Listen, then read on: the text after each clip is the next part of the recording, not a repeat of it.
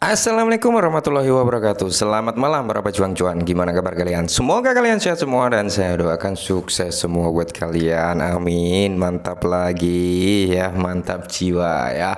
Dan tetap secangkir kopi harus selalu ada teman-teman buat menemani dan merelaksasi pikiran Anda dengan kondisi kripto ya yang seperti inilah ya teman-teman ya. Tapi oke lah teman-teman, di sini langsung saja di sini ada news ya, bagaimana cara Luna Classic ini bisa mencapai ke $1. Oke. Jadi di sini disampaikan juga nih oleh artikel ini teman-teman, dimana caranya biar launch ini bisa mencapai ke $1. Tapi saya ingatkan sekali lagi buat teman-teman ya, jika kalian sudah cuan dari Luna Classic dengan kenaikan saat ini teman-teman, alangkah baiknya kalian ambil cuan terlebih dahulu, ambil profitnya terlebih dahulu ya. Karena saya yakin teman-teman, ini menurut saya loh ya, semoga saja salah gitu. Saya yakin ini nanti akan ada koreksi ya teman-teman ya, dimana setelah ada kenaikan yang cukup lumayan, yaitu sekitar 14-15% hari ini tadi teman-teman ya, dan sekarang tinggal 12%.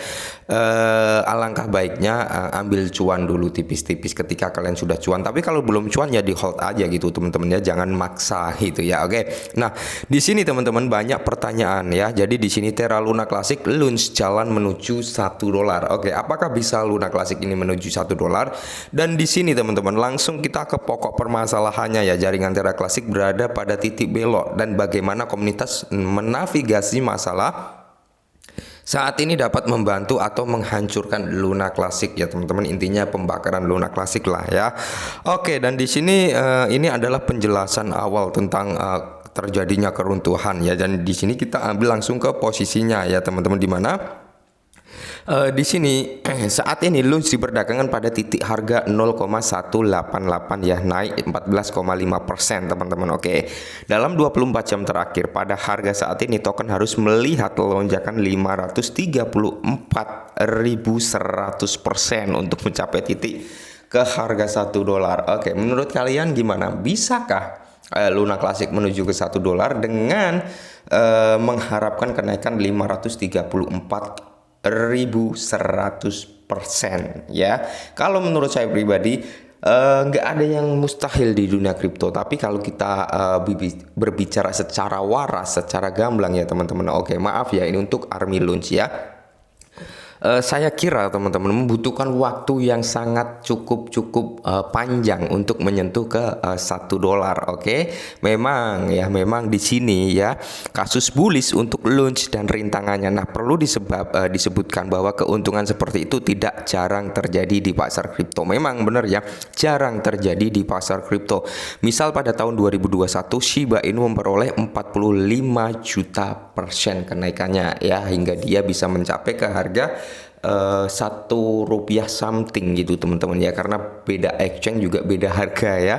Jadi $1 something lah untuk harga Shiba Inu waktu di tahun 2021 ya. Jadi sekarang ini dibandingkan nih antara launch dengan Shiba, dibandingkan Shiba aja bisa kok menyentuh ke harga $1 dengan supply yang lebih banyak daripada Luna Classic gitu ya kan, dibandingkan seperti itu. Dan Shiba Inu bisa mencapai ke 45 juta persen kenaikannya ya, jadi dibandingkan gitu teman-teman ya. Nah, dan di sini kekalahan dalam setahun dalam kenaikan meteorik terutama didorong oleh pengikut media sosial yang luas. Daftar bursa dan peluncuran bursa terdesentralisasi semuanya didukung oleh lingkungan pasar kripto yang sangat bullish ya. Oke ya, waktu itu memang ya daftar exchange, oke, komunitasnya cukup solid juga untuk Shiba Inu, dan tentunya didukung juga dengan kondisi pasar yang memang kondisinya sedang bullish ya, sedang baik-baik saja market kripto. Oke, itulah mengapa Shiba Inu juga bisa naik sampai 45 juta persen ya. Itu pun didukung oleh pelistingan di Coinbase ya teman-teman ya. Pelistingan Coinbase itu yang mendongkrak harga daripada Shiba Inu waktu itu dalam kondisi pasar atau market yang sedang stabil atau kondusif. Nah, CoinMem melakukan ini dengan persediaan 1 kuadriliun. Sebagai perbandingan, Lunch hanya memiliki pasokan lebih dari 6 triliun. Kalau dibandingkan dengan Shiba, memang supply Lunch ini terpaut sangat jauh gitu teman-teman ya. Tapi seseorang dapat menyatakan bahwa Lunch berada dalam posisi yang lebih baik dengan pengikut media sosial yang kuat dan pengembang yang dengan jelas menguraikan fokus pada utilitas. Namun jalan menuju harga yang meroket bukan tanpa rintangan ya. Jadi timbullah pertanyaannya adalah bagaimana Lunch ini dapat menjadi atau menarik lebih banyak pengguna gitu ya kan. Pertanyaannya gimana ya biar Lunch ini bisa menarik banyak pengguna seperti Shiba Inu, menarik banyak pengguna gitu ya kan, menarik banyak holder ya. Oke, dan di sini untuk pengembang jawabannya terletak pada utilitas dunia nyata. Nah, jadi ya teman-teman, memang benar ketika utilitas aset tersebut di dunia nyata itu sangat kuat kayak Shiba Inu ya. Utilitas Shiba Inu di dunia nyata sudah nggak diragukan lagi. Dia bisa buat beli mobil yang kemarin ya, yang baru-baru untuk mobil sport. Dia bisa membuat beli tiket ya, dia bisa membayar penginapan, membeli burger, membeli kaos kaki dan sebagainya ya, membayar rumah sakit, ambulans ya kan, dokter, banyak ya utilitas di dunia nyata untuk Shiba Inu. Namun untuk Lunch ini teman-teman baru satu ya kalau nggak salah teman-teman ya. Jadi untuk meningkatkan harga Lunch ini bisa mencapai $1, ya mereka harus berkontribusi pada utilitas. Agar apa? Utilitas di dunia nyata itu terbentuk. Ya Lunch harus bisa masuk ke ranah pembayaran. Itulah ya teman-teman untuk salah satu pendongkrak harga Lunch nanti. Karena apa? Ketika utilitas itu terbentuk, ya kan, Lunch diterima sebagai alat metode pembayaran layaknya kayak Shiba Inu, maka banyak investor yang akan masuk ke Lunch ya, karena kegunaannya itu sudah benar-benar ada gitu ya kan, sudah benar-benar ada di dunia nyata, maka investor bisa secara gampang buat masuk, itu pun akan secara gampang menarik investor masuk. Oke, nah untuk beberapa pengguna jawabannya adalah peningkatan luka bakar. Oke, memang benar untuk meningkatkan harga Lunch itu dengan pengurangan suplai dalam skala besar teman-teman. Walaupun pengurangan suplai dengan skala besar nggak sekaligus bisa berdampak secara positif, maksudnya secara signifikan gitu ya kan, tapi secara pelan harganya akan naik. Kayak Binance yang kemarin membakar Lunch 6 miliar ya kan, hari ini baru terasa. Jadi nggak sekaligus hari ini dibakar hari ini naik, nggak seperti itu, pasti ada jeda waktunya. Oke.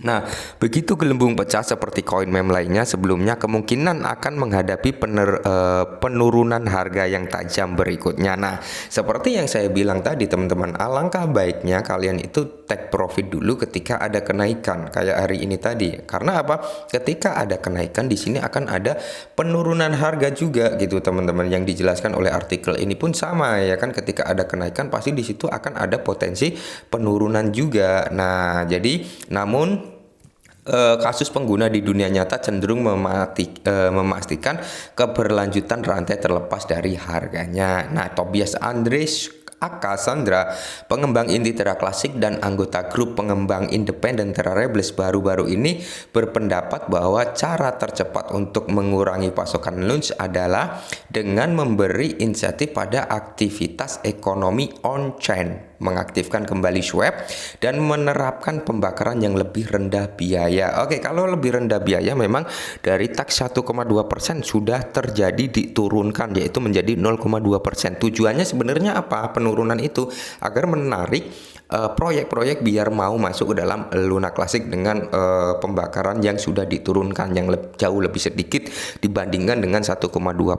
Itulah kenapa tax burn kemarin dari 1,2% diturunkan, walaupun dampaknya memang terasa. Pembakaran Lunch sangat turun drastis, sangat turun tajam ya kan. Nah, tapi itu nanti untuk jangka panjangnya akan lebih gampang untuk menarik investor masuk. Oke. Dan di sini Rek Horizon Akareksi dari grup pengembang terpisah yang dikenal sebagai Terravita berpendapat bahwa komunitas mungkin harus menghapus sepenuhnya parameter pajak pembakaran dengan menyatakan bahwa banyak aplikasi terdesentralisasi yang berjalan di rantai dan bersaing untuk mendapatkan keuntungan pasar. Kemungkinan besar akan terjadi membakar lebih dari pajak apapun. Reski mendukung argumen yang menyoroti bahwa sebagian besar luka bakar Lunch bersifat filantropis untuk mendapatkan keuntungan pasar dan bukan hasil dari pajak on-chain, yang menurutnya membuat Paus enggan melakukan transaksi on-chain, yang membuat pembuat aplikasi tidak bersemangat ya. Intinya untuk konteks Binance telah membakar lebih dari 20 miliar LUNs dari total 35 miliar LUNs yang dibakar oleh komunitas, ini mewakili lebih dari 57%. Oke ya. Namun jika proposal dan agitasi baru-baru ini, komunitas tampaknya akan mempertahankan pajak on-chain dan meningkatkannya lagi menjadi 1,2%. Tampaknya anggota komunitas kehilangan kesabaran dengan pengembang dan janji utilitas meskipun baru beberapa bulan. Oke, maka dari itu banyak pro kontra juga ya sebenarnya tentang kenaikan 1,2% lagi dan mengambil minting 50% ya. Nah, jadi itulah ya bagaimana Luna Classic ini bisa mencapai ke $1 teman-teman dalam kurun waktu yang mungkin nggak membutuhkan waktu lama ya. Dan di sini pandangannya jaringan berada pada titik kritis pengembang karena bersiap untuk membuka kembali saluran komunikasi interblockchain dan mencapai paritas teknologi dengan Luna V2 dengan pemutakhiran V23. Sudah mulai melihat masukan DApp seperti Terra Rebels, Moonshot, dan Terra Casino yang semuanya berkontribusi pada luka bakar launch ya. Nah, namun cara mereka menavigasi tentang mereka saat ini akan sangat berdampak pada kemungkinan lonjakan harga LUNS yang meroket. Ya, semoga saja kita aminkan teman-teman. Oke. Jadi ini sedikit informasi tentang LUNS ya. Bagaimana tanggapan kalian tentang LUNS? Akankah dia menuju ke $1? Ya, tolong ya kita sharing-sharing di kolom komentar. Oke, mungkin ini dulu, semoga bermanfaat. Salam cuan.